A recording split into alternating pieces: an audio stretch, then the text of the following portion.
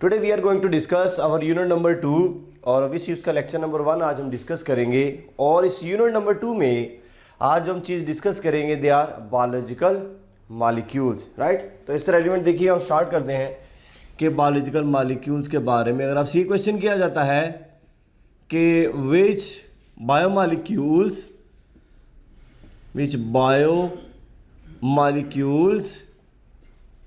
Acts as stop for life, ठीक है जी, stop for life. Option A है आपके पास कार्बोहाइड्रेट्स, या फिर ऑप्शन बी है आपके पास लिपिड्स, या फिर ऑप्शन सी है आपके पास प्रोटीन्स, या फिर डी है आपके पास विटामिन्स। जी, क्या इसका राइट आंसर है? So what is the stop for life? अगर आपके ख्याल में क्वेश्चन है कि स्टॉप फॉर लाइफ किसको रिप्रेजेंट किया जा रहा है इसमें से, स्टॉप फॉर लाइफ, जी, तो obviously that is the right answer is carbohydrates. Why carbohydrates? हमारी बॉडी में जिस चीज़ की ब्रेकडाउन होनी होती है, जिससे हमें एनर्जी मिलनी होती है, वो ऑब्वियसली कार्बोहाइड्रेट्स हैं, ठीक है। तो carbohydrates they are stop for life. और अगर आपसे ये क्वेश्चन किया जाता है कि इंस्टेंट सोर्स ऑफ एनर्जी, ठीक है जी, instant source of energy is dash, आप ख्याल में इंस्टेंट सोर्स ऑफ एनर्जी क्या चीज़ है? अगेन आपके पास है जी कार्बोहाइड्रेट्स, बी है आपके पास, ठीक है जी, लिपिड्स, सी है जी प्रोटीन्स, या अगेन आपके पास है जी ऑल ऑफ दीज। जी, what should be the right answer? अब इंस्टेंट सोर्स ऑफ एनर्जी क्या है? ऑब्वियसली इंस्टेंट मीन कि फौरी आपको जो एनर्जी मिलेगी वो कहाँ से मिलनी है बोला? तो definitely again it's a carbohydrates. तो आपको आइडिया हो गया होगा कि हम क्या पढ़ने जा रहे हैं वाला?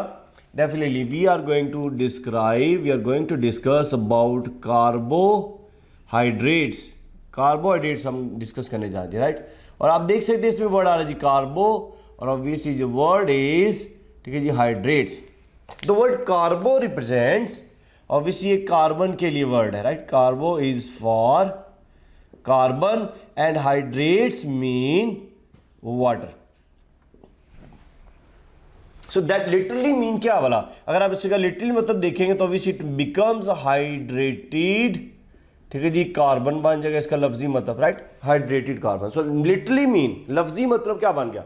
यानी ऐसी कार्बन जिसके साथ क्या होगा? ऑब्वियसली वाटर अटैच होगा, हाइड्रेटेड कार्बन उसको नाम देंगे, ओके।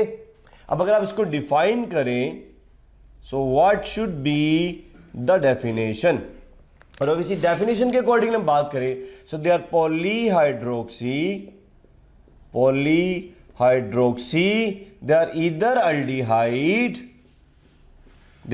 aldehyde or ketones, ठीक है। The polyhydroxy aldehyde or ketones which on hydrolysis, right, which on hydrolysis, यानी जब इनकी हाइड्रोलिसिस होती है तो they yield what? Obviously they yield,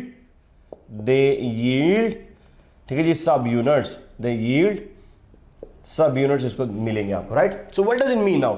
अब देखिए कह रहा है जी पॉलीहाइड्रोक्सी, पॉलीहाइड्रोक्सी अल्डिहाइड, और ये देखिए बीच में वर्ड आ गया जी और obviously know that poly mean many, और hydroxy obviously the word is hydroxy is for OH group, यानी बहुत सारे OH ग्रुप्स हैं।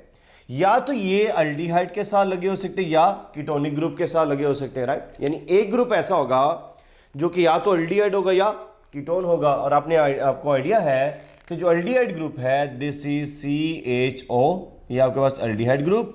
और कीटोनिक ग्रुप की हम बात करते हैं, so know that this is a ketonic group, right. तो ये आपके पास कीटोनिक ग्रुप आ गया।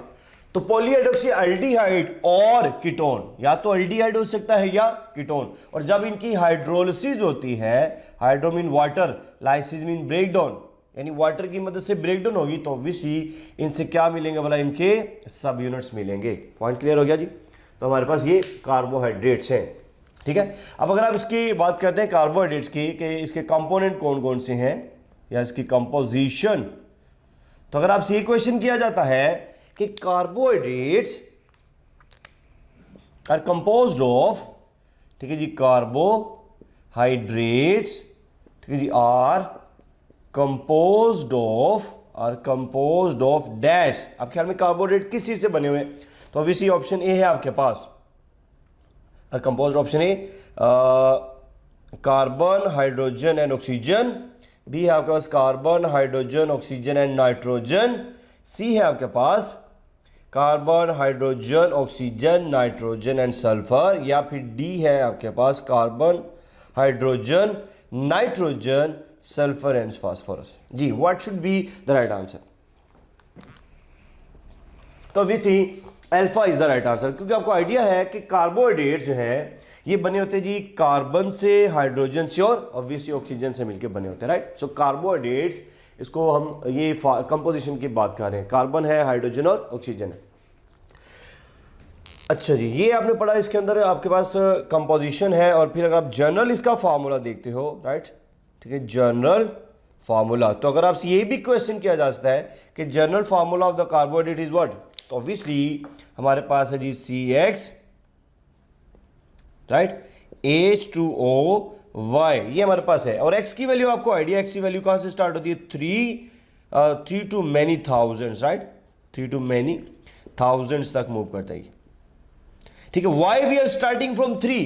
क्योंकि आपको पता है जो सिंपलेस्ट कार्बोहाइड्रेट है वो सिर्फ 3 कार्बन का होता है, ठीक है। Simplest carbohydrate is of 3 carbon, जिसको आप नाम देते हैं जी ट्राइओज, ठीक है। एग्जाम्पल है जैसे ग्लिसरॉल्डिहाइड, डाई हाइड्रोक्सी एसीटोन, ठीक है, एग्जाम्पल आप लोगों ने पढ़ी होगी। तो याद रखिएगा 3 to many thousand, यानी का सबसे सिंपलेस्ट कार्बोहाइड्रेट वो ऑब्वियसली 3 कार्बन का होता है, सही है।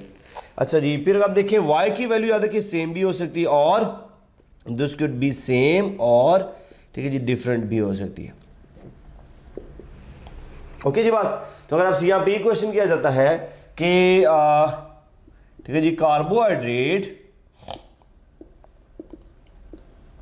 कॉन्स्टिट्यूट, ठीक है जी, dash % of mammalian cell, option A है आपके पास कितना कॉन्स्टिट्यूट का? ऑप्शन है आपके पास 3%, बी है आपके पास 4%, सी है आपके पास 5%, या फिर डी है आपके पास 7%। जी, what should be the right answer? So carbohydrate constitute dash % of what? तो आप देखिए गौर कीजिएगा, मैमिलियन सेल की बात की जा रही है और ऑब्वियसली ये 4% तक आती है। क्लियर ही बात जी? So it constitute 4% of the mammalian. अगर यहां पर प्रोकैरियोटिक सेल लिखा होता तो डेफिनेटली वो 3% तक आती है, राइट। अगर प्रोकैरियोट्स लिखा होता तो वो 3% है, और अगर प्रोकैरियोट्स एंड यूकैरियोट्स दोनों लिखा होता तो ऑब्वियसली वो 7% आना था। बात समझ आ गई जी? तो इस तरह याद रखिए कार्बोहाइड्रेट्स हमारे पास कॉन्स्टिट्यूट कर रहा है। अच्छा जी, फिर आपको आइडिया है कि इसकी जो सिंथेसिस होती है, synthesis that always by means of photosynthesis, ठीक है, that is always by mean of what? So photosynthesis है जी। और आपको आइडिया है कि फोटोसिंथेसिस की जब हम बात करते हैं तो obviously carbon dioxide plus water मिलते हैं, ठीक है जी, और क्या बनता है वाला? ऑब्वियसली जी ग्लूकोज की फॉर्मेशन होती है with the release of oxygen. तो ये क्या चीज है भाई? ऑब्वियसली कार्बोहाइड्रेट्स आ रहे हैं by mean of photosynthesis. Clear है बात? आपने कहा फोटोसिंथेसिस से ग्लूकोज की फॉर्मेशन हो रही होती है ऑब्वियसली बाय ग्रीन प्लांट्स। अगर आप इसकी एग्जांपल लें तो अगर आपसे ये क्वेश्चन किया जाता है जी कि स्टार्च कहाँ कहाँ पाया जाता है जी, ठीक है, स्टार्च, तो आपको आइडिया है कि जो स्टार्च है, starch that is found in cereals, दालें वगैरह है, रूट ट्यूबर्स, ठीक है जी, जैसे पोटैटो वगैरह है, ठीक है जी, इसके अलावा केन शुगर, ठीक है जी, केन शुगर जैसे गन्ना वगैरह है, तो इनमें याद रखिएगा स्टार्च आपको मिल सकता है। Like if you are considering about the cellulose, तो definitely you can find the cellulose in what? Obviously you can find that in plant cell wall, ठीक है जी, या फिर you can say that cell wall. इसके अलावा paper and cotton, ठीक है जी, पेपर हो गया, कॉटन हो गया, ये सारी एग्जांपल्स हैं, ठीक है। तो ऑब्वियसली ये क्या है बोला? All these are just examples of carbohydrates, ठीक है। अच्छा, आपने पढ़ा कार्बोहाइड्रेट जो हैं ये बनाते हैं जी कॉन्जुगेटेड मॉलिक्यूल्स, ठीक है। So they are going to form conjugated molecules की फॉर्मेशन भी करते हैं, conjugated molecule. So once they conjugated molecule आपने पढ़ा, को मीन व्हाट, टुगेदर, एक साथ। तो आपने पढ़ा टू डिफरेंट कैटेगरीज मॉलिक्यूल जो होते हैं, when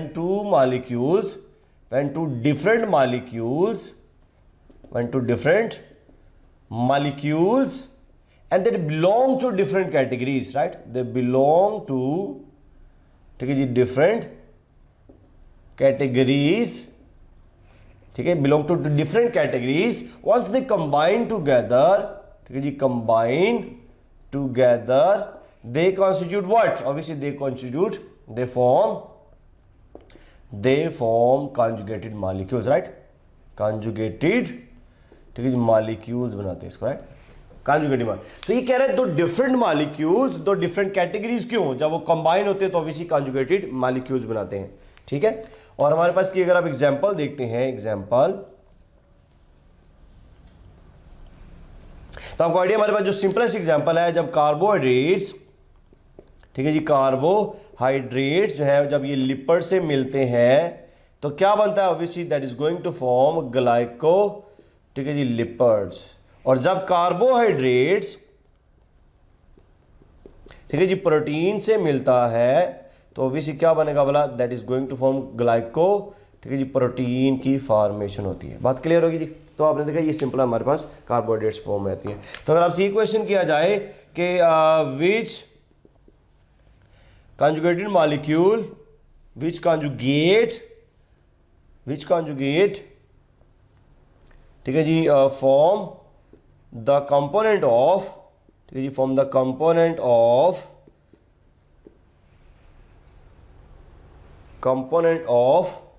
ठीक है जी, बायोलॉजिकल मेम्ब्रेन, ठीक है जी, मेम्ब्रेन। ऑप्शन ए है आपके पास, ठीक है जी, ग्लाइकोप्रोटीन। ऑप्शन बी है आपके पास, ठीक है जी, ग्लाइकोलिपिड्स। या फिर ऑप्शन सी है आपके पास न्यूक्लियोप्रोटीन्स। या फिर डी है आपके पास लिपो, ठीक है, पॉलीसैकेराइड्स।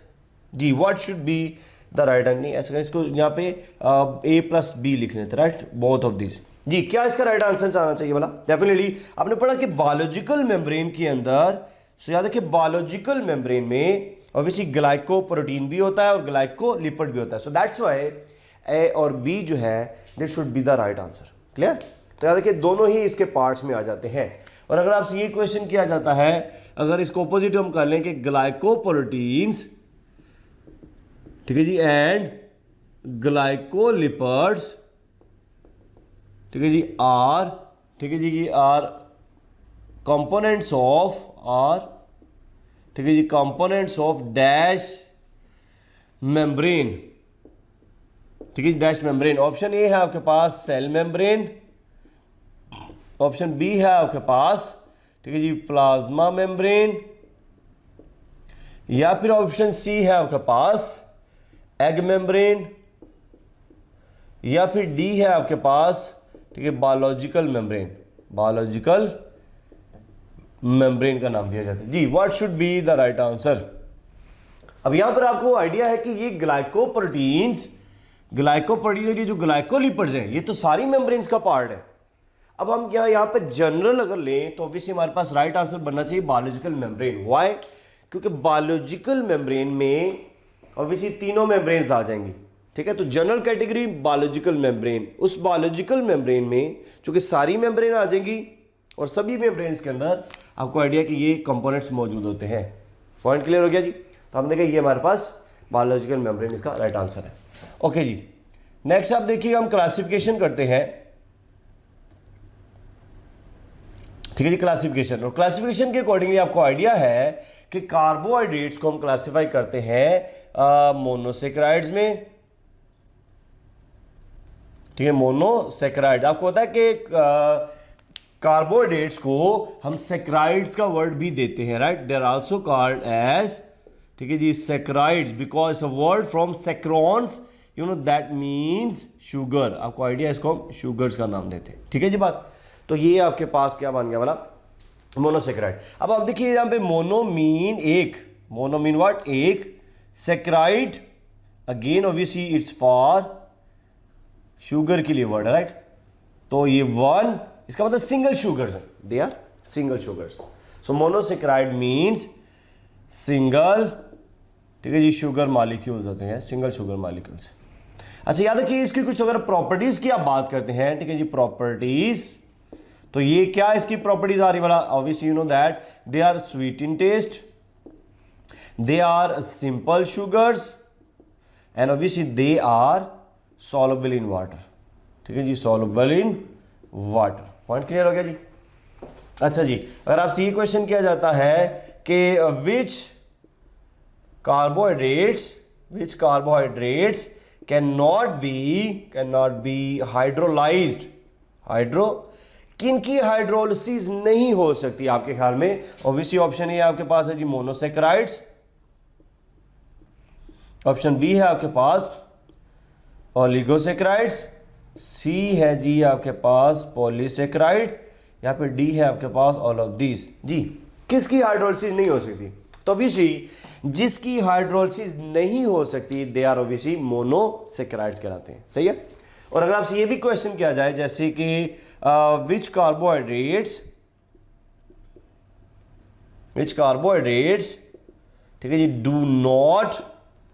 नॉट प्रॉपरली, ठीक है जी, fit in the definition of, ठीक है जी, कार्बोहाइड्रेट्स। अब ख्याल में ये जो हमने डेफिनेशन की है कार्बोहाइड्रेट्स की, इसमें कौन सी चीज फिट नहीं बैठ रही जी? ठीक है, कौन सा? ऑप्शन ए अगेन, ठीक है जी, मोनोसेक्राइड्स, ऑप्शन बी है आपके पास ओलिगोसेक्राइड्स, सी है जी आपके पास, ठीक है जी, पॉलीसेक्राइड्स, या फिर डी आपके पास नन ऑफ दीज। जी what should be the right answer? तो ऑब्वियसली यहां पर again right answer is monosaccharide. क्यों डेवी प्रॉपरली देख रहे, which carbohydrate do not properly fit into the definition of carbohydrate. तो मुझे बताइएगा क्या मोनोसेक्राइड की हाइड्रोलिसिस पॉसिबल है? नहीं है। तो ऑब्वियसली हम यहां पर ये कह रहे हैं, इसकी डेफिनेशन हमें क्या की कार्बोहाइड्रेट्स की? हमने कहा polyhydroxy aldehyde ketones which on hydrolysis, कि जिनकी हाइड्रोलिसिस जब होती है तो वो सब यूनिट्स देंगे। तो ऑब्वियसली इनकी तो हाइड्रोलिसिस पॉसिबल नहीं है because they are single molecules, ठीक है। तो याद रखिए दैट्स वाई इस तरह हम कहते हैं ये प्रॉपरली डेफिनेशन के ऊपर फिट नहीं बैठ रहा, सही है। ओके जी, बात ही कर रहे थे हम, इनकी हाइड्रोलिसिस नहीं हो सकती इनकी, ठीक है। So can not be hydrolysed, can not, ठीक है जी, हाइड्रोलाइज्ड, इनकी हाइड्रोलिसिस नहीं हो सकती। और ऑब्वियसली बिकॉज क्यों नहीं हो सकती? दे डू नॉट हैव, ठीक है जी, they do not have glycosidic bond, इनके पास ग्लाइकोसिडिक बॉन्ड ही नहीं है, तो ऑब्वियसली कैसे टूटेंगे फिर? सिंपल मॉलिक्यूल्स है। Point clear? ओके जी, तो आप देख रहे हैं हमारे पास क्लासिफिकेशन में इसके मोनोसेक्राइड्स के फॉर्म आए थे, राइट। ओके, इसकी भी अगर हम क्लासिफिकेशन करते हैं, क्लासिफिकेशन, तो आपको आइडिया है जी क्लासिफिकेशन जो है, अगर आपसे यही चलें क्वेश्चन कर लिया जाए कि मोनोसेक्राइड आर क्लासिफाइड, ठीक है जी, monosaccharides are classified on the basis of, ठीक है जी, बेसिस ऑफ डैश। आप ख्याल में किसकी बेस के ऊपर हम इसको नहीं क्लासिफाई कर सकते? बोला ऑप्शन ए, सॉरी, किस बेस पे इसकी क्लासिफिकेशन हो सकती है? ऑप्शन ए जी आपके पास फंक्शनल ग्रुप्स की वजह से, ठीक है जी, फंक्शनल ग्रुप के ऊपर बेस क्लासिफिकेशन। ऑप्शन बी है आपके पास नंबर ऑफ कार्बन एटम्स के ऊपर, या सी है आपके पास, ठीक है जी, नंबर ऑफ चेन्स के ऊपर, या फिर डी है आपके पास A+B। जी what should be the right answer? तो ऑब्वियसली राइट आंसर इज हमारे पास क्या वाला? A+B है, क्योंकि क्लासिफिकेशन जो है ऑब्वियसली वो फंक्शनल ग्रुप के ऊपर भी की जाती है और नंबर ऑफ कार्बन एटम्स के ऊपर भी। वो कैसे है देखिएगा, आपको आइडिया कि हमने इसको दो तरह से क्लासिफाई किया है, ठीक है जी। एक को हम क्या कहते हैं बोला? The first one is known as, ठीक है जी, एल्डो शुगर, सही है। और ऑब्वियसली दूसरे नंबर पे हमारे पास है that is known as keto sugar, सही है। तो तुम्हारे पास दो चीजें जी। अब ये जो क्लासिफिकेशन है ये किसके ऊपर बेस कर रहे हैं? Obviously that is based on functional group. तो ऑब्वियसली जिसमें कि एल्डो शुगर होगा, एल्डो ग्रुप होगा, उसको एल्डो शुगर कहेंगे, और जिसमें कीटो फंक्शनल ग्रुप होगा that will be obviously keto sugar, right. इसकी सिंपलेस्ट एग्जांपल हमारे पास क्या है वाला? द सिंपलेस्ट एग्जांपल इज, ठीक है जी, ग्लिसरल्डिहाइड, ग्लिसरल्डिहाइड। और इसकी सिंपलेस्ट एग्जांपल क्या आ रही है? डाईहाइड्रोक्सी, ठीक है जी, एसीटोन, ठीक है, डाईहाइड्रोक्सी एसीटोन इसका नाम दिया जा रहा है। ग्लिसरल्डिहाइड आप देखिए तो आपके पास ये इस तरह करके ग्लिसरल्डिहाइड है, ठीक है, this is a glyceraldehyde molecule. You can see over here, ये आपको कौन सा ग्रुप नजर आ रहा है? What is this group? Obviously this is aldehyde group. You can see over here, ये एल्डिहाइड ग्रुप है, ठीक है। तो चूंकि एल्डिहाइड ग्रुप है दैट्स वाई इसको क्या नाम दिया जा रहा है? ग्लिसरल्डिहाइड। और अगर इसकी बात करते हैं तो ऑब्वियसली ये आपके पास इस तरह है, इन दिस वे, ठीक है जी।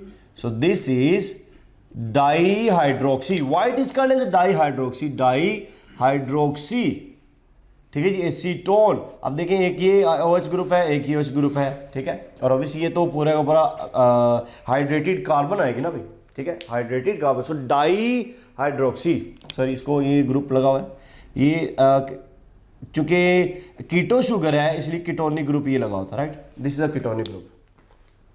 तो चूंकि दो OH ग्रुप है इसलिए इसको नाम दिया जा रहा है डाईहाइड्रोक्सी एसीटोन, ठीक है, dihydroxy. Obviously acetone for what? Ketone के लिए वर्ड है, एसीटोन फॉर कीटोन, यानी एसीटोन है ये, ठीक है, यानी कीटोनिक ग्रुप वाला कंपाउंड है।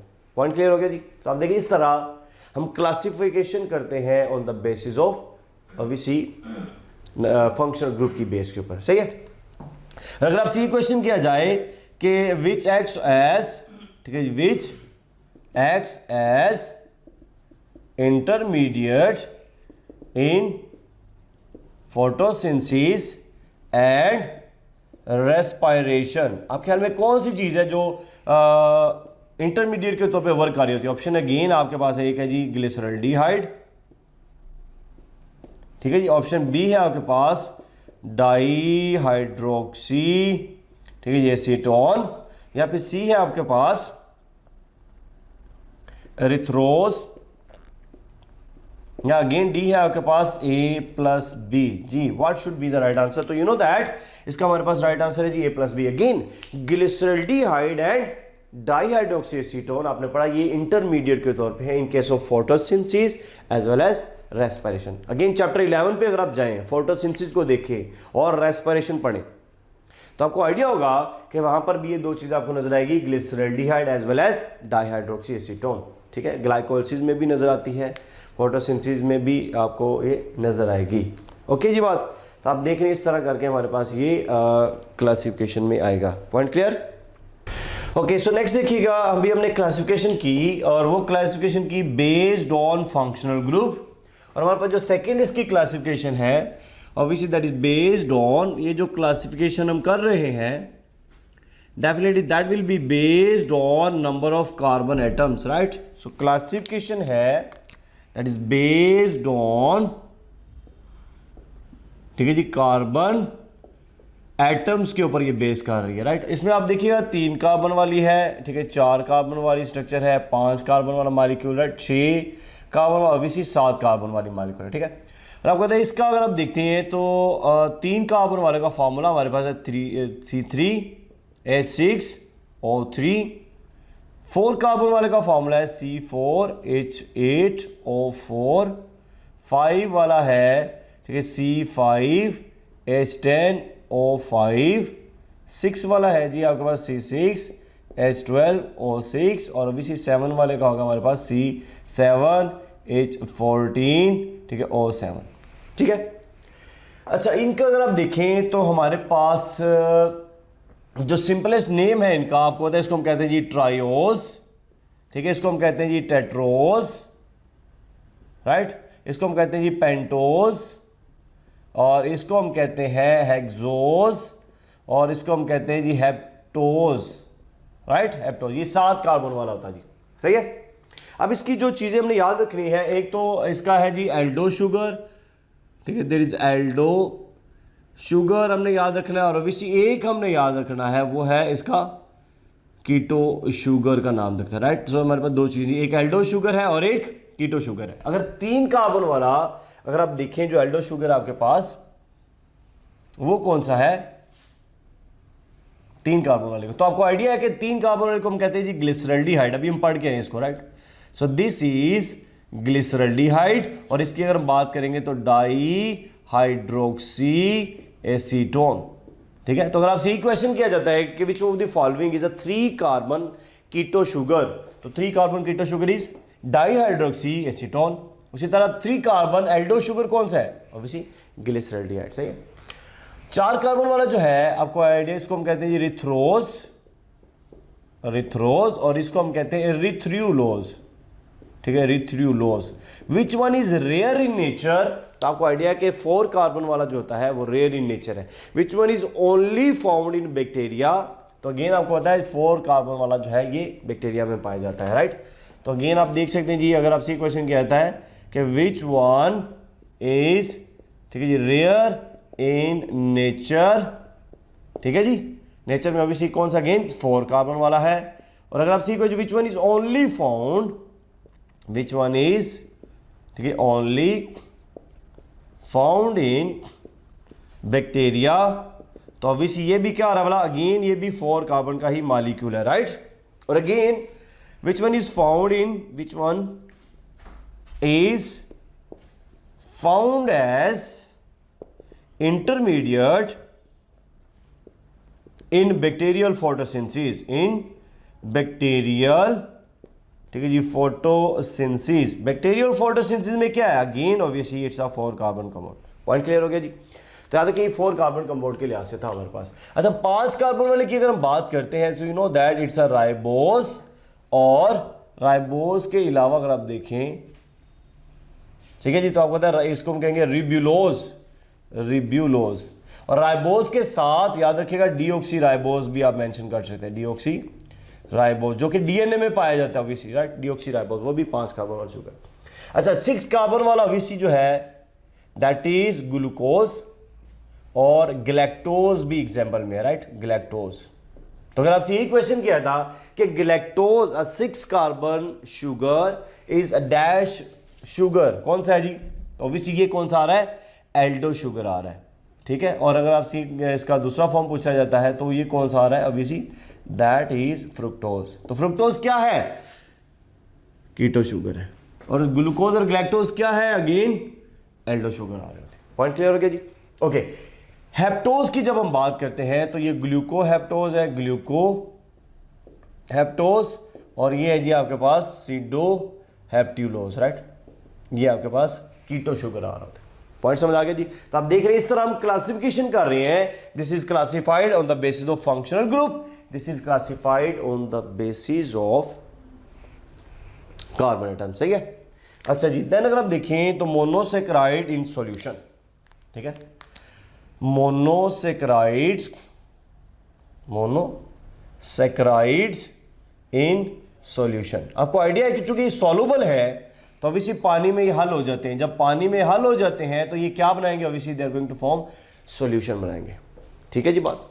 तो सॉल्यूशन कैसे बनेगा अभी इसमें आप देखिए, फॉर एग्जांपल आपके पास है जी राइबोस, फॉर एग्जांपल जी आपके पास ग्लूकोज, सही है। राइबोस की जब हम बात करते हैं तो आप देखिए आपके पास है जी ग्लाइको, ये है, ठीक है, इन दिस वे ओवर ये कैन से, ये आपके पास है जी राइबोस, ठीक है, इस तरह करके। अब गौर कीजिएगा वही डेफिनेशन आ गई जो हमने डेफिनेशन की थी कार्बोहाइड्रेट्स की। कार्बोहाइड्रेट्स क्या होता है हमारा, हाइड्रेटेड कार्बन। तो आप देखिए इस कार्बन को अगर आप देखें तो इसकी तरफ ये क्या है, OH ग्रुप है, इधर क्या है, H ग्रुप है, तो दोनों मिलकर क्या बना रहे हैं, वाटर बना रहे हैं। तो हम कहेंगे ऐसी कार्बन जिसके इर्द गिर्द क्या आ रहा है, बोला वाटर आ रहा है, सो हाइड्रेटेड कार्बन है। ये भी क्या बोला, हाइड्रेटेड कार्बन, ये भी क्या है, हाइड्रेटेड कार्बन, ये भी क्या है, हाइड्रेटेड कार्बन है। एक्सेप्ट वन, ऑब्वियसली वो क्या है, आपने पढ़ा, वो या तो एल्डिहाइड हो सकता है ग्रुप या वो कीटो हो सकता है। पॉइंट समझ आया।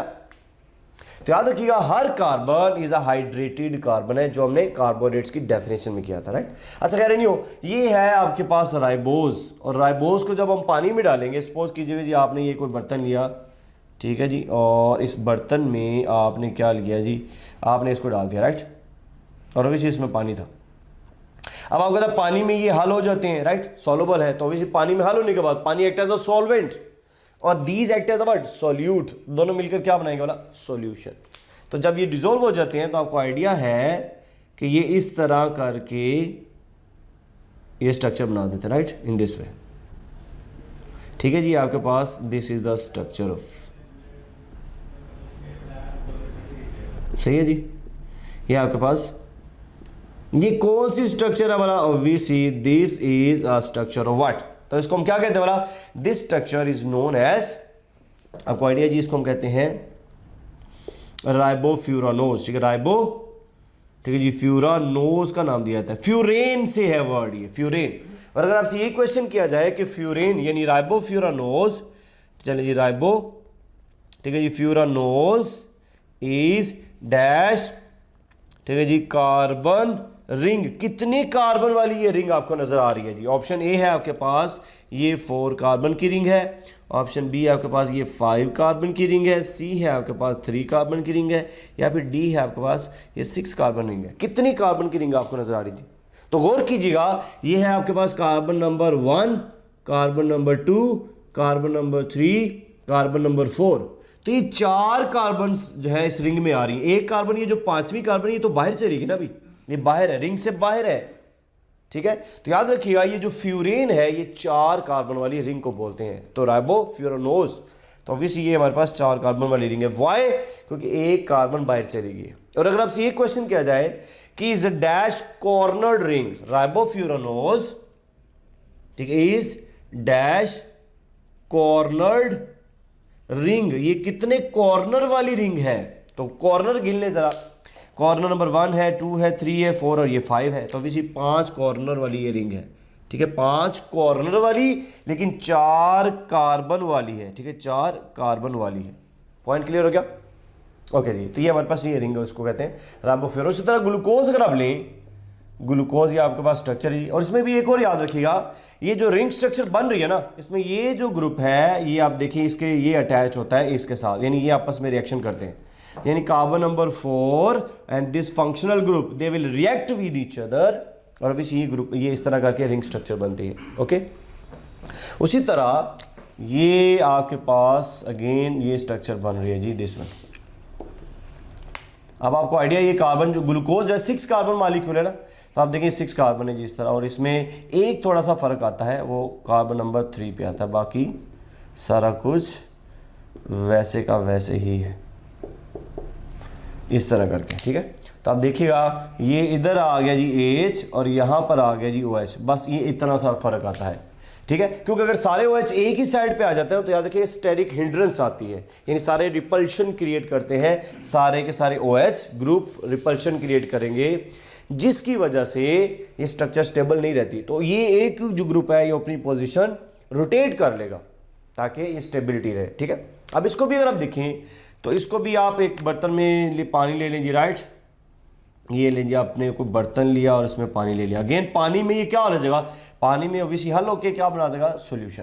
तो जैसे ये हल होगा, देखिए ये हल होगा तो क्या बनाएगा बोला, in this way it is going to form a this structure. ठीक है, ये वाली स्ट्रक्चर बन जाएगी इसके अंदर, राइट। और इसमें अगर आप देखें यहाँ पर OH है, इधर OH है, यहाँ पर भी OH है, इधर भी OH है, राइट, ये जिग जैग में OH ड्रा कर लें, और इधर H, इधर H, इधर भी H, यहाँ पर भी H, इधर भी H, लास्ट पे ऑब्वियसली क्या बन जाएगा, CH2OH। इसमें याद रखिएगा ये 5वीं जो कार्बन होती है, 5वीं कार्बन का ग्रुप, ये इनके साथ रिएक्शन होता है इसके साथ, राइट, इन दिस वे। तो ये भी क्वेश्चन आपसे किया जा सकता है कि in ribose which carbon react with the aldehyde group, similarly which group, ये आपके पास 5वीं कार्बन है, which carbon react with the aldehyde group. तो आप देख सकते हैं एक और चीज कि राइबोज और ग्लूकोज दोनों एल्डो शुगर हैं। ठीक है, क्योंकि एल्डिहाइड ग्रुप आप देख सकते हैं इसके अंदर, राइट। अच्छा, ये जो रिंग बनी है इसका नाम क्या बोला, this is called as glucopyranose, glucopyranose हम इसको कहते हैं। Pyranose it's for pyran ring, it's for, ठीक है जी, पायरेन रिंग है, पायरेन रिंग। ठीक है जी बात, इट्स फॉर पायरेन। याद रखिए पायरेन जो रिंग है, अगर आपसे यही क्वेश्चन किया जाए ग्लूकोपायरानोज कितनी कार्बन वाली रिंग है, सो कितनी कार्बन वाली है, ऑब्वियसली ये याद रखिए आप, इसमें कार्बन 1, ठीक है जी, carbon number 2, carbon number 3, carbon number 4, carbon number 5, 1 2, ठीक है 3 4 और ये 5 है, कार्बन नंबर 5, तो 5 कार्बन की ये रिंग है। छठी कार्बन तो बाहर आ गई ना भाई, सही है। अगेन देखिएगा, अगर आपसे ये क्वेश्चन किया कितने कॉर्नर्ड वाली रिंग है, कॉर्नर 1 2 3 4 5 और 6, तो ऑब्वियसली 6 कॉर्नर्ड है, ठीक है 6 कॉर्नर्ड रिंग है और अगेन 5 कार्बन की। या इसको ऑपोजिट देखिएगा, अगर आपसे ये क्वेश्चन किया जाए कि number of carbon atoms outside the ring in glucopyranose, number of carbon atoms outside the ring, तो आप देखिए इसमें एक ही रिंग कार्बन बाहर है रिंग से, और इधर भी ऐसे किया जा सकता है, number of carbon atoms outside the ring तो एक ही है। पॉइंट समझ आ गया जी। तो आपने देखा ये है मोनोसेकेराइड इन सॉल्यूशन, क्लियर। तो मोनोसेकेराइड इन सॉल्यूशन में आपको आइडिया है कि हमारे पास ये सॉल्यूशन की फॉर्म में रिंग स्ट्रक्चर में डेवलप हो जाते हैं, राइट। अब आपको पता है इसकी जो सिंथेसिस है, अभी मैंने डिस्कस की थी, वैसे सिंथेसिस के अकॉर्डिंगली आपको आइडिया है कि ये क्या बनाते हैं वाला, सिंथेसिस के accordingly definitely by mean of photosynthesis है। और अगेन हमने रिएक्शन किया था, ठीक है जी, इसमें आपको पता है कार्बन डाइऑक्साइड को लाते हैं, वाटर से मिलाते हैं और ग्लूकोज बनाते हैं, और ऑब्वियसली यहाँ पे ऑक्सीजन रिलीज करते हैं, राइट। ओके, तो ये है फोटोसिंथेसिस, राइट। अच्छा जी, अगर आपसे क्वेश्चन किया जाता है कि फॉर द सिंथेसिस ऑफ, ठीक है जी, फॉर द सिंथेसिस ऑफ, ठीक है जी, 1 gram of glucose dash energy required, कितनी एनर्जी रिक्वायर्ड होती है वाला, डैश एनर्जी रिक्वायर्ड। आप ख्याल में कितनी एनर्जी रिक्वायर्ड होगा, ऑप्शन ए आपके पास है जी 717.6 किलो कैलोरी, ऑप्शन बी आपके पास 71.76 किलो कैलोरी, या फिर सी है आपके पास 7.176 किलो कैलोरी, या फिर डी है आपके पास 0.161 किलो कैलोरी। जी क्या राइट आंसर आएगा। तो आपने पढ़ा कि अगर वो आपकी बुक में जो दिया वो 10 ग्राम के लिए, मैंने कितना पूछा हुआ है 1 ग्राम के लिए, तो ऑब्वियसली आंसर क्या आना चाहिए बड़ा 71.76 किलो कैलोरी, राइट। और अगर उसका 5 ग्राम पूछ लेता तो आप इसको 2 पे डिवाइड कर देते, ठीक है। तो आप इसको 2 पे डिवाइड कर लें, सही है, 10 ग्राम थे ना, तो 10 ग्राम अगर है तो आपने पढ़ा 10 ग्राम के लिए कितना रिक्वायर्ड है 717.6 किलो कैलोरी, और अगर 5 ग्राम के तो इसको भी 2 से डिवाइड कर दें, इसको भी कर दें, तो 5 ग्राम का आपके पास आ जाएगा आंसर, राइट। 1 ग्राम का 20 ग्राम का निकाल लें, 30 ग्राम, जितना भी आपको दे उसका अकॉर्डिंगली आप इसको निकाल सकते हैं, ठीक हो कि बाजी। और ऑब्वियसली आपके पास ब्लड ग्लूकोज कितना है, तो यू नो दैट ब्लड में अगर आप देखें, ब्लड के अंदर, ठीक है जी, ब्लड में आप, ये भी इंपॉर्टेंट क्वेश्चन है, ब्लड में कितना है 0.08% है, ठीक है। और इसकी फ्री फॉर्म अगर आप देखें, फ्री फॉर्म आपको कहाँ पर मिलेगी, तो obviously you know that dates के अंदर है, ठीक है जी, फिग्स के अंदर है, राइट, फ्रूट्स के अंदर है, तो ये आपके पास फ्री फॉर्म अवेलेबल है। डायरेक्टली जैसे आप खाएंगे इसको तो फौरी आपको एनर्जी मिलना शुरू हो जाती है, ठीक है। इसलिए सुन्नत भी है ना कि आप डेट्स, खजूरें वगैरह खाते थे, तो खजूरें वगैरह खाने से क्या होता है, फौरी एनर्जी मिल जाती है, सही है। अगर आपने रोज़ा रखा हो तो इफ्तारी आपको होता है खजूरों से की जाती है, क्यों, क्योंकि उस वक्त एनर्जी कम होती है, डायरेक्टली खजूर खाने से एनर्जी मिल जाती है, राइट। तो ये अपने का फ्री फॉर्म है, अवेलेबल है इसके अंदर, और ऑब्वियसली आपको पॉलीसेक्राइड में भी मिलेगा और ओलिगोसेक्राइड में भी मिल जाएगा। Is that okay. ये था अभी हमारे पास मोनोसेक्राइड्स, ठीक है। Next we are going to discuss about oligosaccharides. So next one देखिएगा हमारे पास है वो है जी ओलिगोसेक्राइड्स, ओलिगोसेक्राइड्स है, राइट। और ओलिगो जो सेक्राइड है इसमें याद रखें वर्ड आ रहा है ओलिगो, डेफिनेटली। और ओलिगो का मतलब क्या होता है, ओलिगो मीन अ फ्यू, ठीक है। और जो सेक्राइड्स का वर्ड आ रहा है, सेक्राइड्स मीन ऑब्वियसली जी शुगर के लिए वर्ड आता है, right. So a few sugar इसके में वर्ड यूज किया जा रहा है, राइट। और फ्यू शुगर में अगर आप देखिए तो कितने फ्यू शुगर है, तो आपने पढ़ा 2 to 10 मोनोसेक्राइड्स की हम बात करते हैं यहाँ पर, राइट। 2 to 10 मोनोसेक्राइड्स की बात करते हैं इसके अंदर। अब यहाँ पे वर्ड देखिए मोनोसेक्राइड है, ठीक है, 2 to 10 मोनोसेक्राइड, यानी सपोज अगर 2 मोनोसेक्राइड होंगे इस तरह आपस में अटैच्ड हैं, सपोज ये आपके पास 2 मोनोसेक्राइड हैं, दे आर अटैच्ड, सही है। इसको हम क्या कहते हैं वाला, इसको हम कहते हैं डाइसेक्राइड्स, ठीक है, डाइसेक्राइड्स का नाम दिया जा रहा है। अगर 3 अटैच्ड होते हैं इस तरह करके तो क्या कहते हैं वाला, ऑब्वियसली 3 अगर अटैच्ड हैं तो इसको नाम आप क्या देंगे, that is known as, obviously it's called as a trisaccharides, right, this is called as trisaccharide. और अगर इसी तरह 4 होंगे तो टेट्रासेक्राइड, 5 होंगे तो पेंटा, 6 होंगे तो हेक्सा, 7 होंगे तो हेप्टा, इस तरह कंटिन्यू चलते रहेंगे। कहां तक भला, 10 तक आपने जाना है, राइट, 10 से 10 तक ही रुकना है, क्योंकि 10 तक इसको क्या कहते हैं भला, ओलिगोसेक्राइड्स का नाम दिया जा रहा है। पॉइंट क्लियर हुआ। अब गौर कीजिएगा बीच में ये क्या बन रहा है भला, yes this one is a bond, इसको ऑब्वियसली कहते हैं ग्लाइकोसिडिक बॉन्ड है, ग्लाइकोसिडिक बॉन्ड का नाम देते हैं, दिस ग्लाइकोसिडिक बॉन्ड। सही है बात जी। तो ग्लाइकोसिडिक जो बॉन्ड है ये इसके अंदर मौजूद होता है। पॉइंट क्लियर हो गया जी। तो 2 to 10, अब इसकी जरा प्रॉपर्टीज देख लेते हैं आप, ठीक है जी, प्रॉपर्टीज, और इसके अकॉर्डिंगली आपको आइडिया है दे, अब बस वो जो आपने मोनोसेक्राइड में पढ़ी थी इसके साथ बस लेस लगा दे, राइट।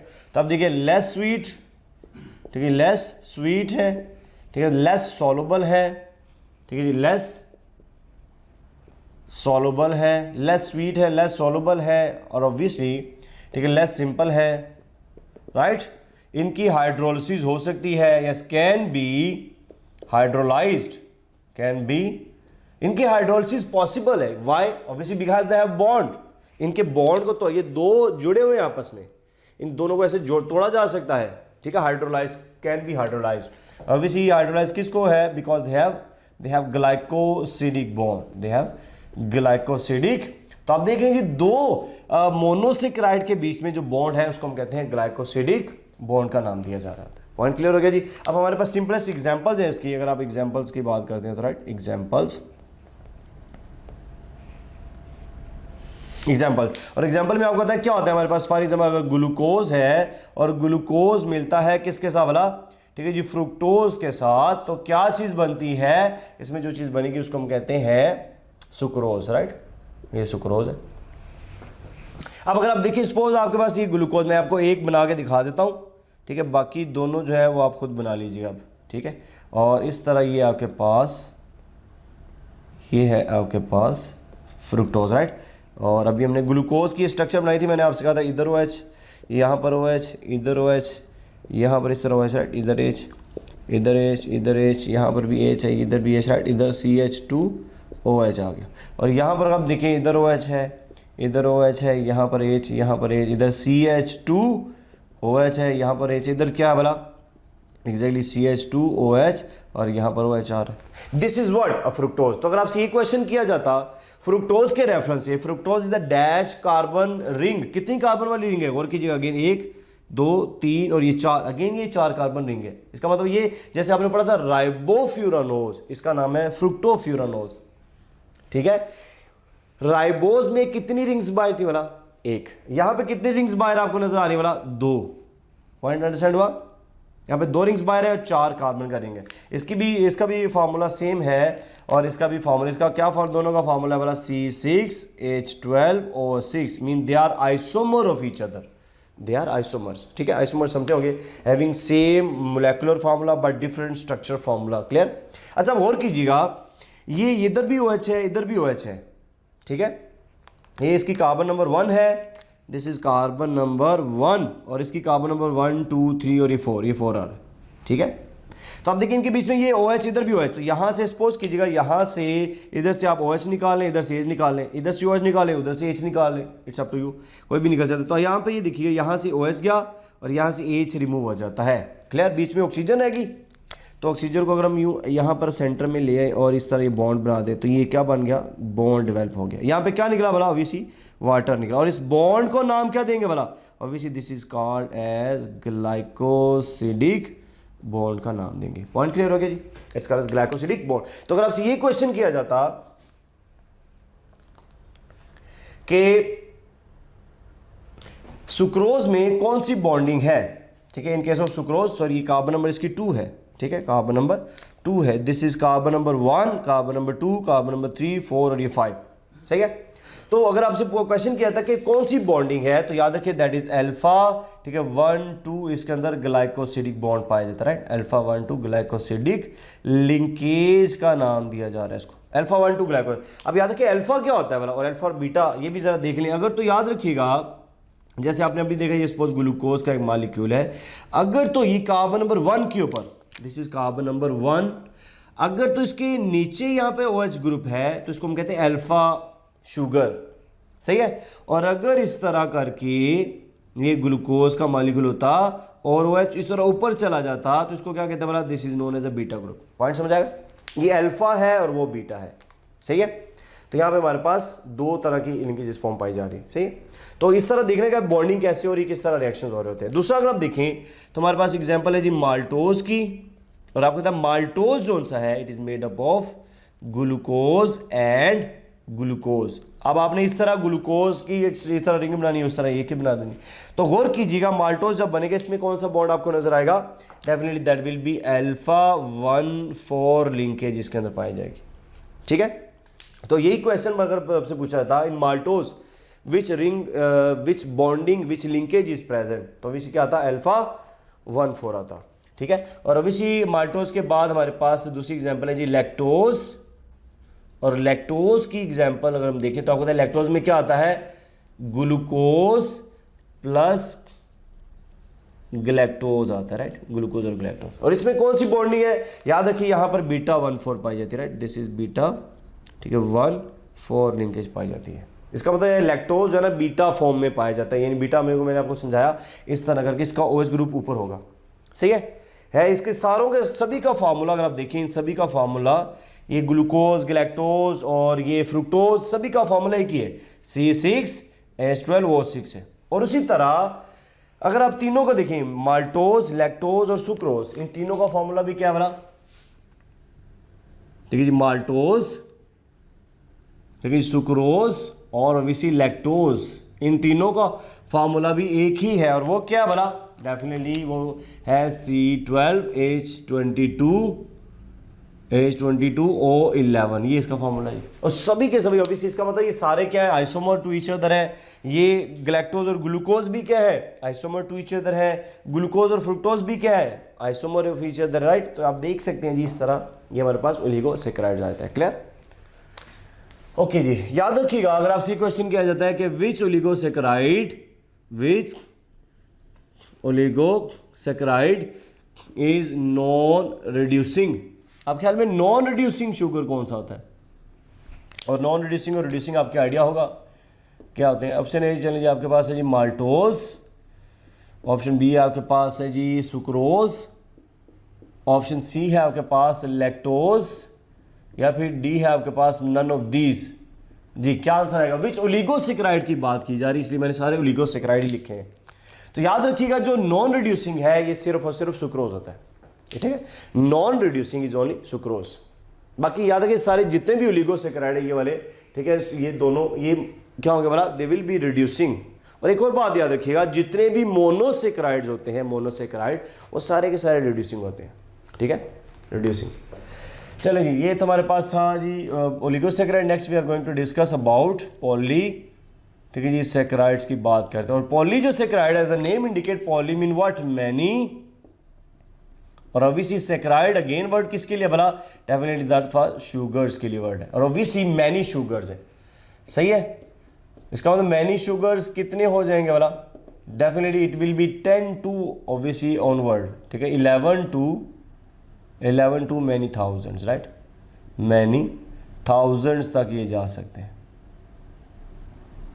पॉइंट क्लियर हो गया जी, मैनी थाउजेंड। अब प्रॉपर्टीज के अकॉर्डिंगली हम देखें तो याद रखिएगा ऑब्वियसली क्या बोला, they are tasteless, they are complex, they have high molecular weight. Molecular weight is what, high. They have obviously they can be hydrolyzed,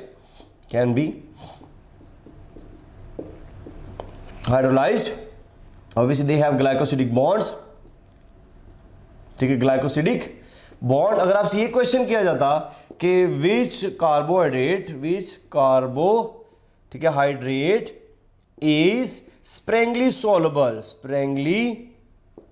ठीक है जी, सॉल्युबल इन वाटर, ठीक है, स्प्रेंगली सोलबल इन वाटर। आपके ख्याल में कौन सा स्प्रेंगली सोलबल है? स्प्रेंगली मीन थोड़ा सा जो है सोलबल है, अगर है भी तो। ऑप्शन ए है जी आपके पास मोनोसेक्राइड्स, बी है आपके पास ओलिगोसेक्राइड्स, सी है आपके पास अगेन पॉलीसेक्राइड्स, डी है आपके पास नन ऑफ दिस। जी कर लेते हैं इसका राइट। क्या आंसर आना चाहिए? ऑब्वियसली यू नो दैट कि ये पॉलीसेक्राइड है, राइट। स्प्रेंगली सोलबल है, थोड़े से अल्पजीर है, ठीक है।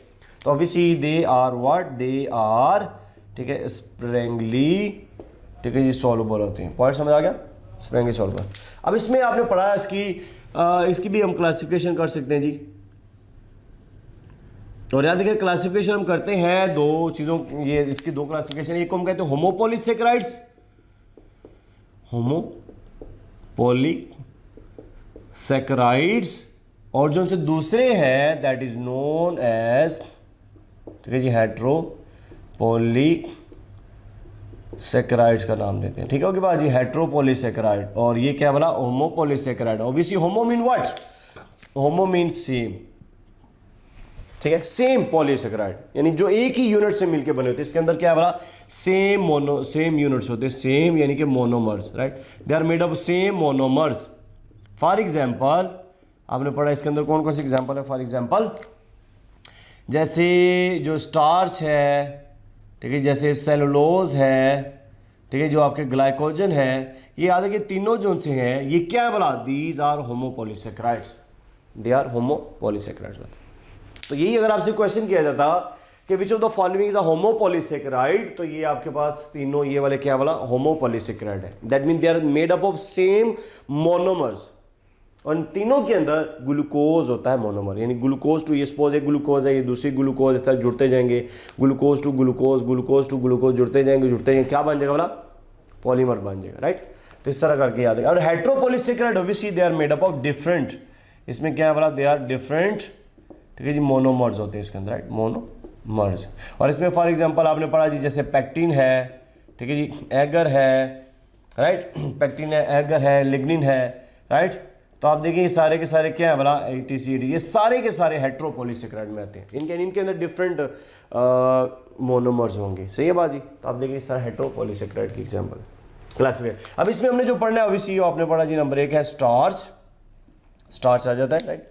और स्टार्च में आपको आइडिया है, स्टार्च जो है ये कहाँ पर पाया जाता है? हमने पहले बात की, they are found in the cereals, they are found in the root tubers, जैसे पोटैटो, ठीक है जी, केन शुगर, ये सभी पाया जाता है, राइट। पॉइंट क्लियर हो गया जी? अच्छा जी, अगर आपसे ये क्वेश्चन किया जाता है कि main source of carbohydrates for animals, ठीक है जी, फॉर एंड मेन सोर्स क्या है अभी हमारे लिए? हम क्या खाते हैं? मेन सोर्स ऑफ कार्बोहाइड्रेट्स, तो ऑब्वियसली वो क्या है? आपके पास स्टार्च है, दैट इज व्हाट? तो right answer is starch. Why starch? क्योंकि आपको पता है प्लांट्स जो उनसे हैं वो किस फॉर्म में इसको स्टोर करते हैं बोला? ऑब्वियसली स्टार्च की फॉर्म में इसको स्टोर करते हैं। अंडरस्टैंड ये बात? तो मेन जो सोर्स है कार्बोहाइड्रेट जो हम खाते हैं वो स्टार्च है। जैसे आलू देख लें, हम आलू खाते हैं, ठीक है, हर सब्जी के साथ आलू होता है, तो आलू में क्या है? स्टार्च होता है, सही है जी बात। तो स्टार्च आप देख रहे हैं इस तरह हमारे पास फॉर्म में है, राइट। अभी आपको पता है इसकी दो फॉर्म्स होती हैं जी, इसकी भी दो फॉर्म्स हैं। एक आपने पढ़ी कौन सी फॉर्म आ रही है? The first form, and this is, एक है अमाइलोज, और एक क्या वाला? अमाइलो पैक्टिन होता है, राइट। अमाइलोज आपने पढ़ा, ये क्या है? This is unbranched, this is what? Unbranched होती है, यानी इस तरह you can say it's a straight chain, ये इस तरह करके बना होता है, राइट। ये ग्लूकोज टू ग्लूकोज, ये स्ट्रेट ऐसे चेन है, ठीक हो के बाद स्ट्रेट चेन, तो they are made up of in this way, right, straight. और ये क्या? ऑब्वियसली दैट इज ब्रांच्ड, सही है बात जी। और आप देखिए ये ऑब्वियसली इस तरह करके ब्रांच आपको ये शेप में, ये एक तो ऐसे करके स्ट्रेट जाएगी, ठीक है जी, इन दिस फॉर्म, राइट। और ऑब्वियसली यहाँ पे ब्रांच फॉर्मेशन भी होती है इन दिस वे, ये आगे से इस तरह मजीद ब्रांचेस बना सकते हैं ऐसे करके, right, this form, in this way it can form ये ब्रांच चेन भी बन सकती है। तो कहाँ पर बोला, ये कार्बन नंबर 1 और ये कार्बन नंबर यहाँ पे कौन सी थी बोला, 6 थी, ठीक है। सो कार्बन 1 और 6 के बीच में, तो यहाँ पे अगर आपसे बॉन्डिंग पूछी जाए तो ये स्ट्रेट है, तो obviously इसके अंदर होगी अल्फा 1 4, और इसमें कौन कौन सी आ रही है, इसमें अल्फा 1 6 और इसके अलावा अल्फा 1 4 भी पाई जाती है, ठीक है। अल्फा 1 4 तो obviously स्ट्रेट है ना ये। अभी मैंने आपसे कहा था ग्लूकोज टू ग्लूकोज, अब देखें ग्लूकोज टू ग्लूकोज कौन सी वाला, अल्फा 1 4, तो इसमें भी स्ट्रेट चेन है, स्ट्रेट चेन में अल्फा 1 4 होगी, और चूंकि इसमें ब्रांच भी आ रही है तो वैसी ब्रांच कहां पर बनेगी बोला, अल्फा 1 6 पे बनेगी। पॉइंट क्लियर हो गया, ओके।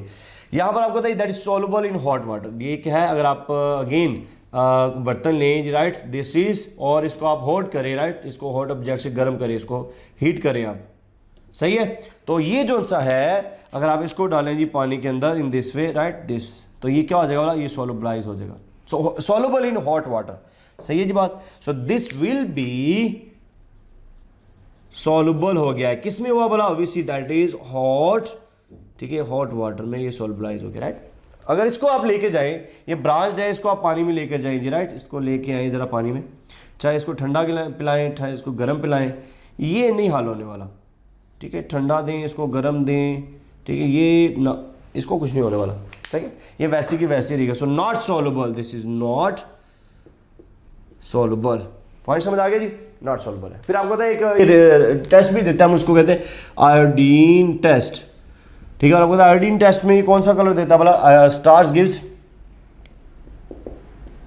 स्टार्च जो है आपको आयोडीन के साथ मिलकर क्या देता है बोला, स्टार्च गिव्स रेड कलर, ठीक है जी, स्टार्च गिव्स रेड कलर, ठीक है।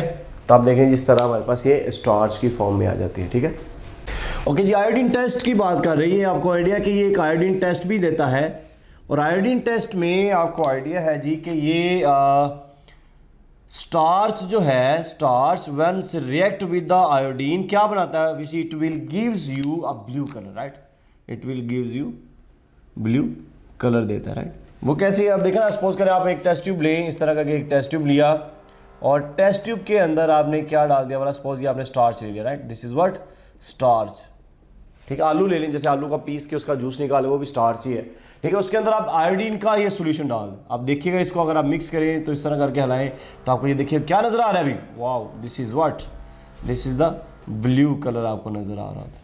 पॉइंट क्लियर हो गया, तो ये ब्लू कलर है, तो ब्लू कलर नजर आएगा। तो ऑब्वियसली ये आयोडीन के टेस्ट में ये भी एक शो एमसीक्यूज है, आपसे पूछा जा सकता है कि कौन सा स्टार्च जो है वो कलर देता है आयोडीन के साथ, तो obviously it's a blue colour. Point समझ आ गया जी, ओके। नेक्स्ट दूसरा हमारे पास जो है obviously that is known as a glycogen, ठीक है, ग्लाइकोजन। और ऑब्वियसली ग्लाइकोजन की जब हम बात करते हैं, अच्छा जी, अगर आपसे ये क्वेश्चन किया जाए कि main source of carbohydrates in animals, right, in animals, अच्छा यहाँ पे बस कोई खास फर्क नहीं है। ये देखिए, मेन सोर्स ऑफ कार्बोहाइड्रेट यहाँ पे वर्ड क्या था बोला, फॉर एनिमल्स, तो ये स्टार्च था, इन एनिमल्स तो ग्लाइकोजन है, क्योंकि आपको पता हमारी बॉडी में क्या स्टोर है, ग्लाइकोजन स्टोर है, तो हमारे पास मेन सोर्स क्या हुई, ग्लाइकोजन। दैट्स व्हाई इसको हम क्या कहते हैं बोला, चूंकि स्टोर होता है प्लांट्स में, आपको पता है स्टार्च स्टोर होता है, हमारी बॉडी में ये स्टोर होता है, तो स्टोरेज के रेफरेंस से इसको हम क्या कहते हैं बोला, this is also called as animal starch, ठीक है, एनिमल स्टार्च भी इसको कहते हैं। पॉइंट क्लियर हो गया, तो आप देखिए इस तरह ग्लाइकोजन है हमारी बॉडी के अंदर स्टोर होता है। अगर आपसे ये क्वेश्चन किया जाता है कि हाईली ब्रांच्ड, ठीक है जी, हाईली ब्रांच्ड, ठीक है जी, पॉलीसेकेराइड इज डैश, आपके हाईली ब्रांच क्या है, अभी ऑप्शन ए आपके पास ग्लाइकोजन है, बी है आपके पास है जी स्टार्च, सी है जी आपके पास सेलुलोज, या फिर डी है आपके पास काइटिन। जी हाईली ब्रांच क्या है आपके ख्याल में, तो याद रखिएगा इट्स अगेन ग्लाइकोजन। और ग्लाइकोजन आपको पता है हमारे सार्कोप्लाज्म में जमा होता है, हमारे मसल सेल में जमा होता है, क्योंकि ये पैक्ड है, ब्रांच्ड हो जाता है, पैक्ड हो जाता है आसानी से इन अ सिंगल सेल, राइट, तो याद रखिए ब्रांच होता है। और ग्लाइकोजन हमारे कहाँ इसकी स्टोरेज होती है वाला, डेफिनेटली अगर आप इसकी स्टोरेज की बात करते हैं, स्टोरेज, तो यू नो दैट ये हमारे लिवर में भी स्टोर है और डेफिनेटली हमारे मसल में भी स्टोर होता है। मसल सेल, हिपैटोसाइट्स, मसल में किसके अंदर सेल होते हैं बोला, ऑब्वियसली हिपैटोसाइट्स में है। और मसल में कहाँ पर बोला, ऑब्वियसली सार्को, ठीक है जी, प्लाज्म में है। पॉइंट क्लियर हो गया जी। तो याद रखिए इसकी स्टोरेज के अकॉर्डिंग। अब आपको पता है ये भी आयोडीन का टेस्ट देता है जी, राइट। इसका भी हम लेते हैं जी टेस्ट, हम कहते हैं तुम्हारा टेस्ट होना है भी आज, आयोडीन टेस्ट है। तो ऑब्वियसली आयोडीन टेस्ट क्या होगा, डेफिनेटली ये भी ग्लाइकोजन के साथ, ठीक है, रिएक्ट करेगा जी, और क्या देगा आपको, yes it will gives you a red colour. लें जी, आप देख रहे हैं रेड कलर आपके सामने, ये रेड कलर है, ठीक है जी। तो ये आयोडीन, ये भी इंपॉर्टेंट ऑब्वियसली एमसीक्यूज है, तो आपसे ये भी क्वेश्चन किया जा सकता है कि glycogen gives dash colour with the iodine, तो ऑब्वियसली ये रेड कलर आ जाता है। पॉइंट समझ आ गया। तो आप देखिए इस तरह करके हमारे पास ये क्या नाम है, ग्लाइकोजन के बारे में हमने डिस्कस किया है, ठीक है। नेक्स्ट हम डिस्कस करते हैं लास्ट वन, वो है यू नो कि वो सेलुलोज आता है, राइट। मोस्ट अबंडेंट पॉलीसेकेराइड कौन सा है, हमने पढ़ा जी मोस्ट, ठीक है जी, abundant polysaccharide, most abundant polysaccharide is dash, option ये आपके पास गेन, ठीक है जी, सेलुलोज, बी है आपके पास ग्लाइकोजन, एंड सी है आपके पास obviously that is starch, and D है आपके पास, you can say all of this. Most abundant क्या चीज है, you know that is cellulose. Why cellulose, because you know that is found in the cell wall of, so you are going to describe cellulose, सही है। और cellulose obviously क्या चीज है बोला, सेलुलोज जो सा है, this is most abundant one, right, ठीक है, मोस्ट अबंडेंट है। अच्छा एक और ज़रा यहाँ पे याद रख लीजिएगा, बॉन्डिंग भी आप मेंशन कर लीजिएगा, बॉन्डिंग चूंकि ये ब्रांच्ड है तो याद है कि इसमें भी अल्फा 1,4 और इसमें अल्फा 1,6 बॉन्डिंग पाई जाती है, राइट। तो ये भी आप अच्छी तरह से में रख लीजिएगा, ये भी मोस्ट अबंडेंट है, ठीक है जी, मोस्ट अबंडेंट। और मोस्ट अबंडेंट के साथ अब यू नो दैट ये कहाँ पर पाया जाता है बोला, it's a component of cell wall of the plants, plants की ये सेल वॉल में पाया जाता है, सही है। और आपको पता है कि अगर आप इसकी डाइजेशन की बात करते हैं तो that is not digested in our body, ठीक है, दिस इज नॉट, ठीक है, डाइजेस्टेड, ठीक है, in our body. Why, obviously we don't have cellulase enzyme, हमारे बॉडी में सेलुलेज ही नहीं है, तो फिर कैसे, हर्बीवोर्स की अगर अंदर बात करते हैं, यू नो दैट हर्बीवोर्स वो तो खाते ही प्लांट्स के ऊपर है ना, फीड करते हैं, ग्रासेस वगैरह खाते हैं, तो वो कैसे इसको डाइजेस्ट करते हैं, तो नो दैट उनकी बॉडी में जब सेलुलोज जाता है तो उनकी बॉडी में मौजूद माइक्रोब्स जो होते हैं, माइक्रोब्स, दे सेक्रीट सेलुलेज एंजाइम, और ये सेलुलेज को तोड़ के ऑब्वियसली क्या बनाएगा बोला, definitely it is going to form glucose बनाता है। पॉइंट समझ आ गया। आपको पता है ये टेस्ट अगर हम बात करते हैं आयोडीन टेस्ट, तो ये कोई टेस्ट नहीं देता जी, ठीक है, नो टेस्ट, ठीक है जी, ये नो कलर एट ऑल, सही होगी बाजी, ये कलर नहीं देता क्योंकि रिएक्टिव नहीं है ना, ठीक है, रिएक्टिव साइड अवेलेबल नहीं होता, राइट। तो आप देख रहे हैं जी इस तरह ये आयोडीन का टेस्ट नहीं देता। सो ये this is about the cellulose. और एक और याद रखिएगा बात, जितने भी पॉलीसेकेराइड्स होते हैं, all the polysaccharides are non reducing, monosaccharide सारे रिड्यूसिंग, ओलिगोसेकेराइड सारे रिड्यूसिंग एक्सेप्ट सुक्रोज, वो नॉन रिड्यूसिंग है, सुक्रोज। जितने भी पॉलीसेकेराइड है वो सारे के सारे नॉन रिड्यूसिंग रहते हैं, ठीक है। चलिए ये था आज का हमारा पहला lecture number 1 of biological molecules. उम्मीद करता हूँ कि आपको ये चीज़ें समझ में आ गई होंगी। स्टिल कोई भी प्रॉब्लम होगी तो you know we have our WhatsApp group, you can discuss over there, ठीक है जी। थैंक यू सो मच, अल्लाह हाफिज़।